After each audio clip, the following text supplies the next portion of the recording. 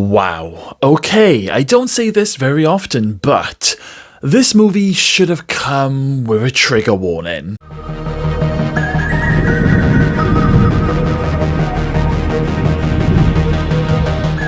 Hey everyone, welcome back to the channel. Today I am diving into the unsettling world of horror with a film that's left me both intrigued and slightly disturbed.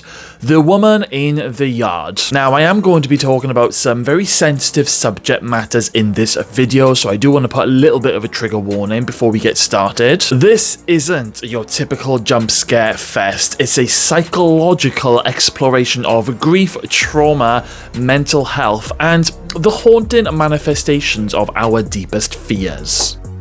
The Woman in the Yard is a recent horror film directed by Jean-Colette Serra, I hope I said that right, but known for blending psychological depth with eerie atmospheres. The story revolves around Ramona, a grieving widow recovering from a tragic car accident that claimed her husband's life. She's left to care for her two children on a remote farm where things take a sinister turn when a mysterious woman in black appears in their yard. Literally just sitting there, being all creepy. And as the movie goes on, this woman in the yard keeps getting closer and closer to the house. The film ends up revealing that this eerie figure is not just this supernatural entity, but she is a manifestation of Ramona's guilt and despair. As the story unfolds, we learn that Ramona was driving the car during the accident that killed her husband, which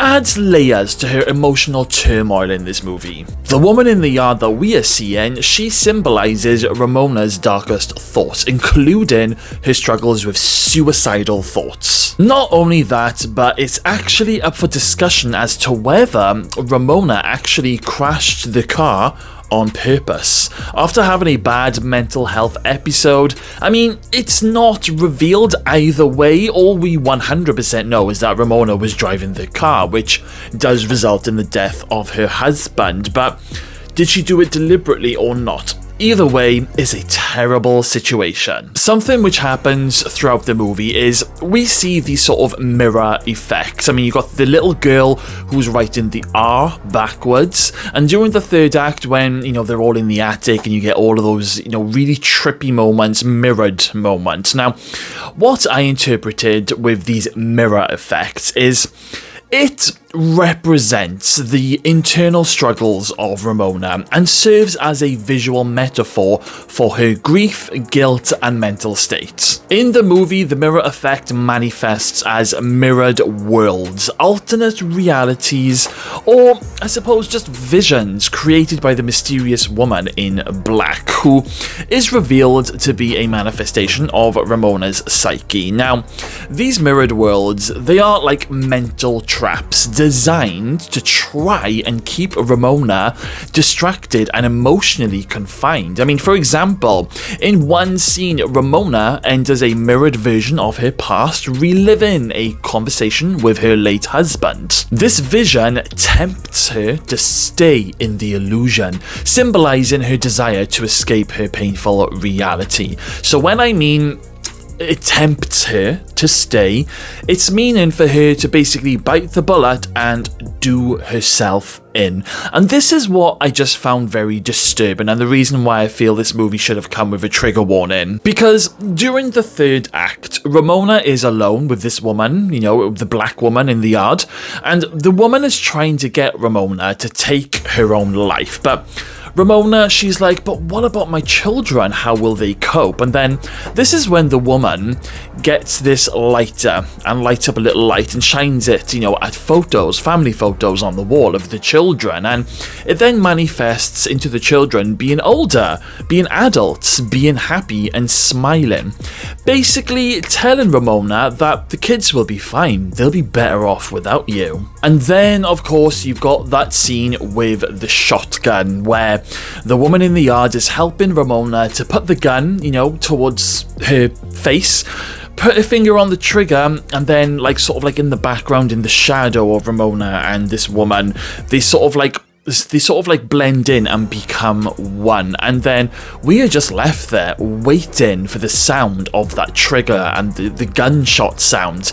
It really did make my stomach turn, and I was feeling really uncomfortable watching this scene. I feel if someone is struggling, ends up watching this movie, it could result in it could be quite dangerous. I mean, as always, if ever you are struggling, please talk out and get yourself some help, because there are a lot of people out there who know what you're going through. But if you're feeling like that, I don't recommend you watch this movie at all. I mean, on the flip side, it's got us all talking. We're talking about grief, and it's got everyone talking about mental health. I mean, the film traumatized me first, but we're talking about it. Now, the ending of this movie has a lot of people debating whether or not if Ramona actually went through with ending her whole life or not. Because we don't hear the gunshot. Instead, we see Ramona running out of the house and seeing her kids, and then there's the dog, who we presume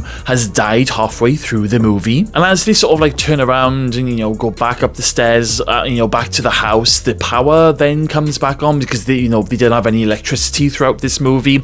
I was a little confused by this ending at first. However, the more I have thought about it, one of two things have happened here. Either Ramona went through with it, and this is all just an illusion, or Ramona was able to beat the woman in the yard, her demon. And the moment where we saw the shadow, of the woman in the yard and Ramona, and sort of like become one, that was indeed Ramona learning to live with her demons, and she's gonna fight it, going forward.